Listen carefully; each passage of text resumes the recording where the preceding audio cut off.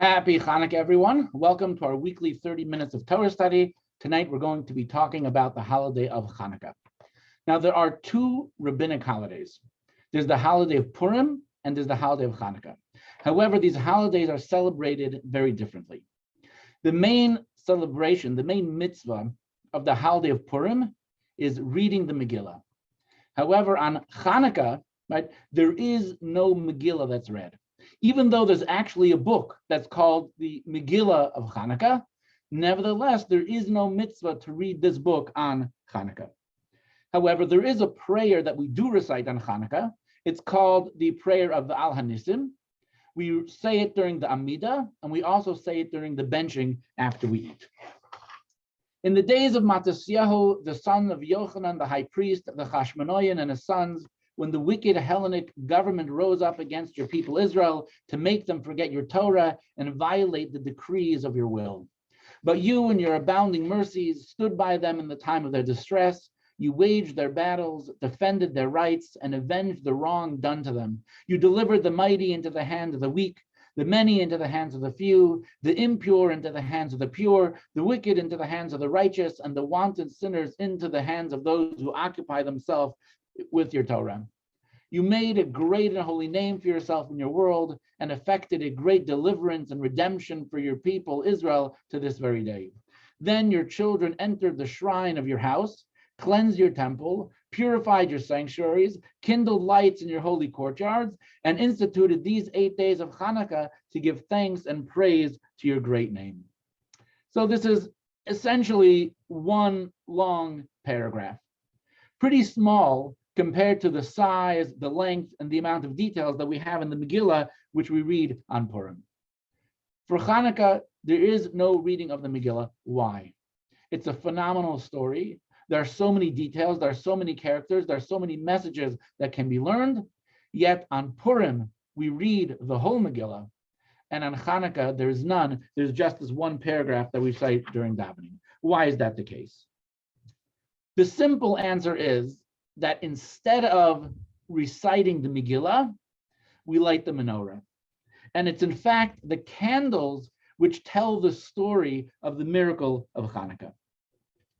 The commentaries actually explain that the candles represent the 4 miracles that took place during the story of Chanukah. Let's go to the Rambam in the next text. He writes, the mitzvah of kindling Chanukah lamps is very dear. One should be very careful in its observance to publicize the miracle and thus increase our praises of God and our gratitude for the miracles that he performed for us. The word miracles here is in the plural, right? The Chanukah light candles that we light represent and they commemorate not just the miracle of oil, but all of the miracles that took place during the holiday of Chanukah. Now, when it comes to celebrating, there are 2 ways that a person can celebrate. One, you could commemorate the miracle through something verbal, right? Or you could do something with a physical act, like we have lighting a candle. On Chanukah, not only do we light candles, but we light candles outside. And we make huge parties. People come together to celebrate. Most holidays, however, are different. Purim, the main event is the Megillah. On Pesach, the main event, reading the Haggadah. Right? On Yom Kippur, the main event, of course, is davening. Yet, when it comes to the holiday of Chanukah, the main event, of course, is the lighting of the candles. Question number 1 for tonight, why is Chanukah celebrated differently? Even though there are other holidays that have action-oriented mitzvahs, there's a tremendous amount of verbal expressions of thanksgiving and gratitude and retelling stories, yet on the holiday of Chanukah, that is not the case. There's a small prayer of Al Hanisim, yet the main event is the menorah. Why do we leave the storytelling to the candles, which we can't hear anyway? So what is the message of the Chanukah candles? To understand why we light the candles and not recite a whole Megillah, we have to look for a line in the Talmud, and this line in the Talmud actually is made into a prayer, and there are some Jewish communities who have a custom that after they light the Megillah to recite this prayer. The Talmud says, After kindling the Chanukah lamps, one proclaims, we kindle these lamps to commemorate the saving acts, the miracles, and the wonders. So the Talmud actually makes a distinction between the events of Chanukah and divides it into three. We have saving acts, we have miracles, and we have wonders. And we're going to see in a minute that the category of wonders can actually divide it into two, which actually makes four categories. So let's try to understand what are saving acts, miracles, and what are the two categories that are in wonders. So we begin with saving acts. Something that would be considered a saving act is an event that does not appear from the outside to be miraculous at all. Is an event that took place clearly according to the laws of nature. However, every Jew believes in God, believes in divine providence, so we know that even in an event that followed according to the laws of nature, God's hand was behind it all as well. An example of something like that would be if there was two evenly matched armies that fight against each other, and during the course of the war, one side ended up getting the upper hand over the other one. It was no miracle. It was a battle. It was a fair fight, and one of them came out victorious.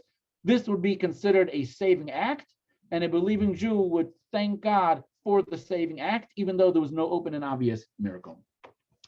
The next category is a miracle that is absolutely an open miracle. An open miracle would be if a huge army is battling a tiny army, and the tiny army wins.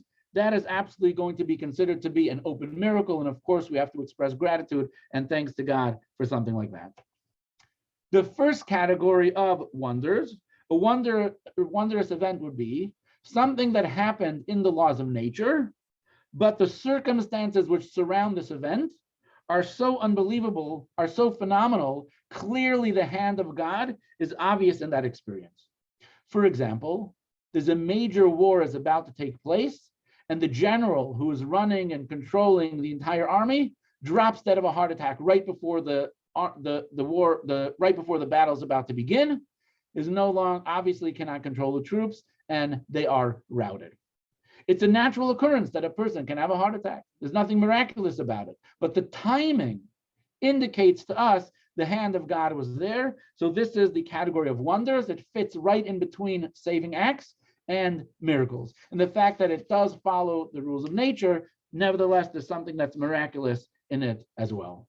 And finally, we have the fourth category, which we could be considered wondrous events. So this would be an open miracle, but it's not your regular style open miracle. There's something wondrous about this miracle. There's something that's awe-inspiring. It's mind-boggling. It's mind-bending. There's something extra when it comes to that type of miracle. So we have in the category of wonders two types. There's the natural miracle that clearly has the divine, the hand of God in it. Then there's this clearly and obviously supernatural event that brings awe to the person who saw, to witness it, who experienced it. The Chanukah candles commemorate all four types of miracles: saving acts, miracles, wonders, wondrous events. They commemorate events that took place completely within nature, but we recognize and thank God for them. It commemorates events that were clear, open, and obvious miracles. It commemorates events that took place within nature, but the fingerprint of God was clearly on it. And it commemorates a miracle that was completely, totally, and above nature. It is awe-inspiring. Let's go through all these four types of miracles and where we see them in the story of Chanukah. Antiochus is the king of the Syrian Greeks. He desecrates the Beis Hamikdash, he desecrates the temple, he defiles it. Non-kosher animals are offered there, pagan idols are displayed. The Jews of Jerusalem flee to the hills and to the villages. So Antiochus sends his soldiers out throughout the whole country. They arrive in the villages and they are setting up pagan altars, commanding and obligating the Jews of the towns to offer sacrifices to these altars. His soldiers arrive in the town of Modi'in, and they are greeted, they are welcomed by Matisyahu the Kohen, the son of Yochanan, who was the Kohen Gadol, and his 5 sons, and the Syrian Greek soldiers are in for a major surprise. The king's officers arrived in the city of Modi'in to compel the people to turn against God's Torah and to offer sacrifices to the idols. Many Jews assembled, and Matisyahu and his sons girded themselves. The king's officers said to Matisyahu, "You are revered and respected by your people. You have many children and a large family. Therefore, be the first to approach the altar and fulfill the king's decree, as is done throughout the kingdom and among the population of Judea and Jerusalem. This will curry favor with the king, and you will be rewarded with gold, silver, and precious gifts." Matisyahu raised a powerful voice in reply.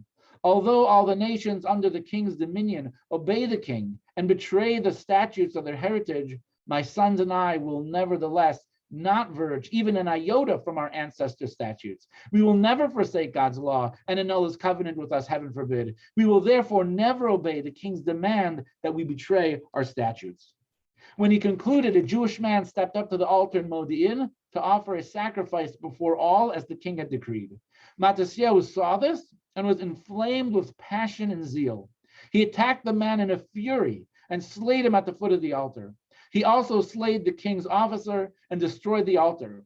Thus he dealt zealously to protect God's law, as Pinchas had once done to Zimri, the son of Salu. He rushed into the city and called out loudly, "Those who tremble before God's law and maintain the covenant, follow me." He and his sons fled into the mountains of the Judean desert and left all their possessions in the city. Those to whom God's Torah was dear followed them and fled into the desert. This is the first miraculous event that is commemorated by the candles.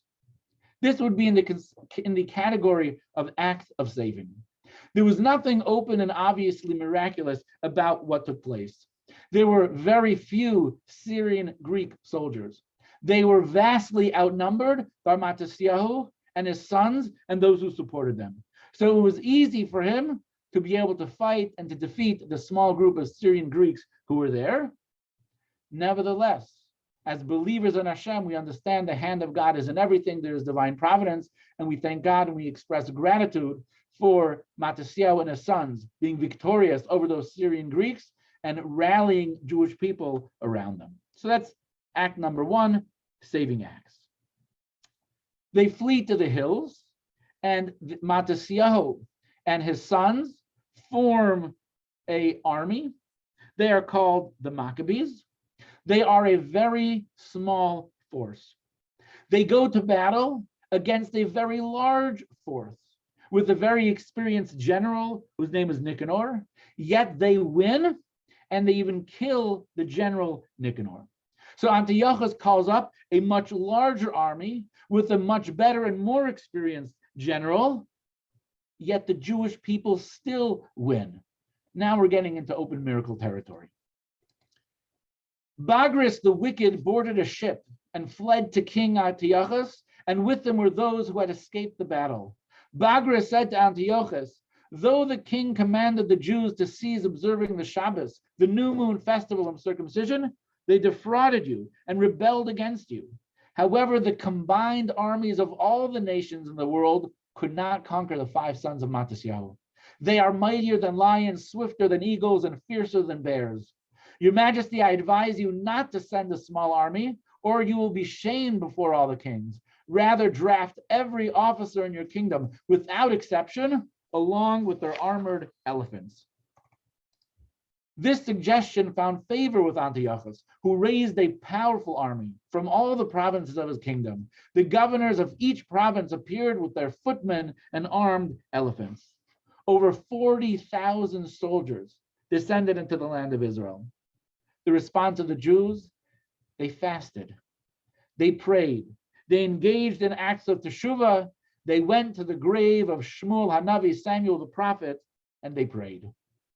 After this, Matisyahu's 5 sons went forth and fought the many armies and killed many of them. But their oldest brother Yehuda died in this battle. When they saw that their brother had been killed, the brothers returned to their father. Matisyahu asked, "Why did you return?" They replied, "Our brother, our collective equal, was slain." Matisyahu replied, "I will go with you and fight the enemy, lest the house of Israel perish when they perceive your alarm over your brother's death. Mattityahu went out and fought alongside his sons. The heavenly God delivered the enemy's mighty warriors to them, among whom many were slain. Of the sword-wielding warriors, archers, officers, and deputies, none remained. The surviving remnants fled to distant lands. So we're talking a battle of the many versus the few. They were outnumbered by a monumental amount of troops, experienced troops. Yet the Jewish people had a decisive victory. This is absolutely an open miracle. This is the second type of miracle that the candles that we light on Hanukkah commemorate.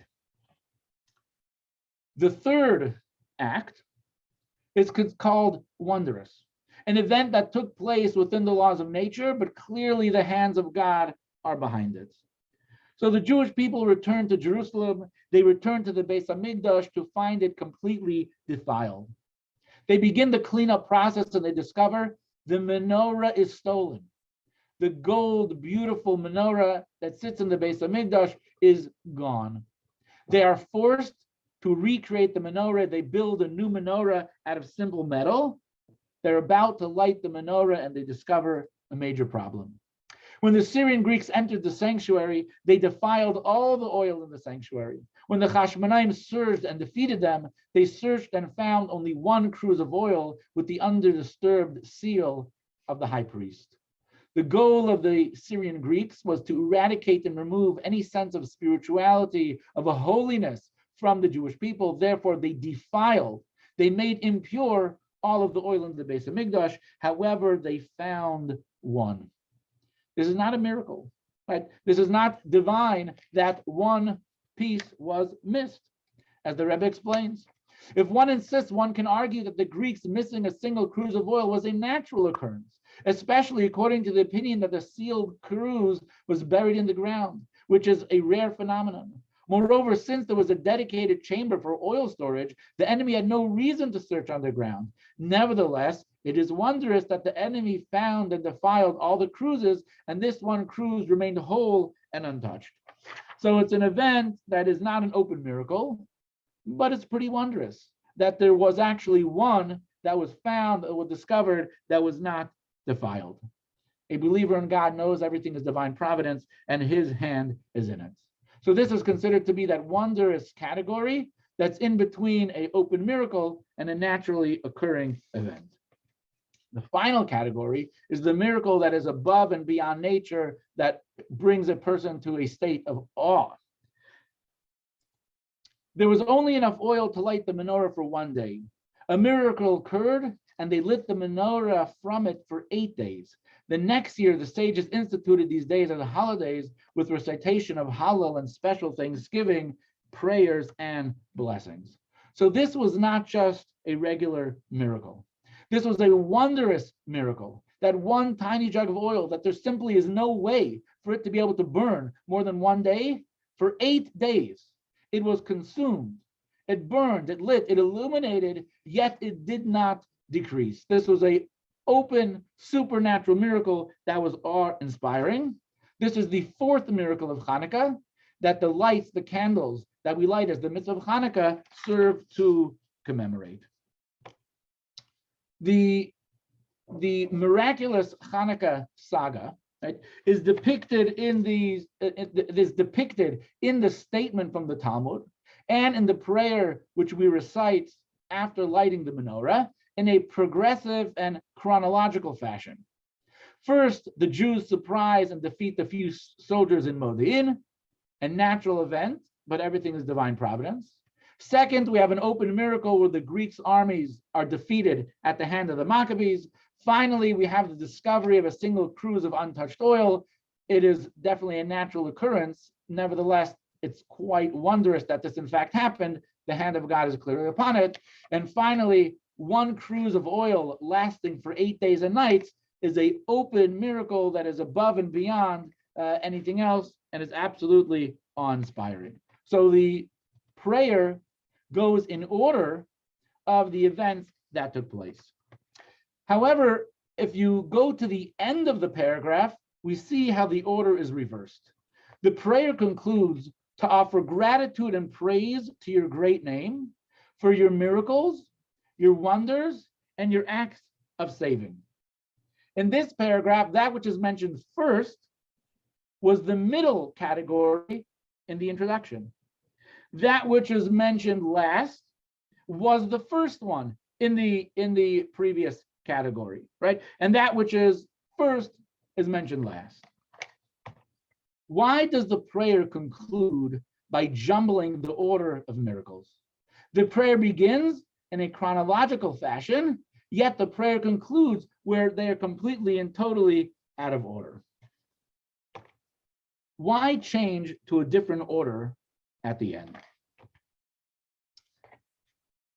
The answer, I think, is that by the time a person recites the beginning of the prayer, by the time a person lights the candle and reflects on all the events and the experiences of Chanukah and what they're all meant to represent, we emerge with an entirely new perspective on the holiday itself, and it's one that we can take into the rest of our lives as well. Yes, the beginning of the prayers, they present the events in a chronological order. However, by the time we conclude the paragraph, we are meant to have made progress and see everything in a different light. What do I mean by that? We conclude the prayer by first giving thanks and appreciation to God for the open miracles, right? That's what it begins first. It says, we offer praise to your great name for your miracles. We acknowledge and we can see that which is plain in front of our eyes, the hand of God in an open and revealed way. Next, we talk about your wonders. We appreciate that events that appear to be as if they went through the laws of nature. Nevertheless, there is the hand of God that's considering that is on it. We recognize that as miraculous, and we offer praise and thanks to Hashem as well. But we conclude with saving acts. The mitzvah of lighting the candle and reflecting on our relationship with God causes us to recognize and appreciate that the greatest miracles that there are the miracles that take place within the laws of nature. God is so powerful, God is so mighty that he is able to arrange the most incredible, the most life-changing, the most world-altering miracles, but they can actually express themselves within nature. God does not have to tear the fabric of nature to get involved, but the everyday, ordinary, natural occurrence is absolutely the fullest expression of the open hand of Hashem as well. So we conclude the prayer after the kindling of the Chanukah candles with this realization, with this recognition that it's even the everyday, ordinary experience that is the greatest miracle and the greatest expression of God involved in our life. So we make this incredible discovery that within the most ordinary and natural experience is the hand of God. And this is very much at the core and at the heart of the miracle of Chanukah. So the end tells us that the candles are lit to thank and to praise God, right? So we note that the Chanukah candles are kindled after sunsets. Their purpose is specifically to light up the darkness, representing the teaching that God lights my darkness. What is darkness all about? Darkness represents that which is not visible, that which can't be seen. It represents the concealment of God. To live in a dark time is to live in a time where we do not see the finger of God, we do not see the hand of God, God's presence is totally concealed, and we're flailing around in the darkness for meaning, for purpose in life. The candles that we light on Chanukah are specifically lit after dark. The message is that even in the greatest darkness, we have the ability to find the brightest light. Because the reality is the darkness is not real, because even nature, which is designed to appear as if it is concealing the presence of God, is literally in the most powerful way the finger, the hand of God himself. So to answer the original question, why is Chanukah celebrated differently? Why is there not a lengthy and detailed Megillah on Chanukah like there is on Purim? It's because lighting a candle is the perfect way to thank God for a Chanukah saga that taught us not only that God was present, but that he is in fact most present in the darkness. True to the Chanukah theme of finding light in darkness, we celebrate by lighting candles rather than chanting a Megillah. Thank you so much for joining us for this week's 30 Minutes of Torah class. Next week's class for the Torah portion of Vayigash is also going to be pre-recorded because I'm going to be out of Bar Mitzvah. It will be posted on YouTube and an email will be sent to you with the link. Have a wonderful Chanukah, everyone.